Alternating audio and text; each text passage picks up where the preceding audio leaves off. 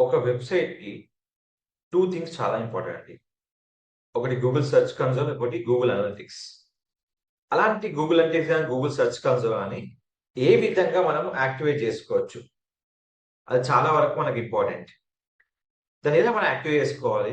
ఏ విధంగా యూజ్ చేసుకోవచ్చు? కంప్లీట్ రివ్యూగా ఇచ్చేసానండి. అది వర్డ్‌ప్రెస్ కావచ్చు, పీహెచ్‌పీ కావచ్చు, హెచ్‌టీఎంఎల్ కావచ్చు. But connectivity is the compulsory important. దానివల్ల బెనిఫిట్ ఏంటిది? ఏ విధంగా మనకు సెర్చ్ వస్తది? మీరు ఎన్ని వీడియోస్ అన్నా రానియండి. Website is the first preference for every business owners. ప్రతి బిజినెస్ ఓనర్‌కి వెబ్‌సైట్ ఎందుకు కావాలంటామంటే కంపల్సరీ మనకది ఇంప్లిమెంట్ చేసుకోవడానికి.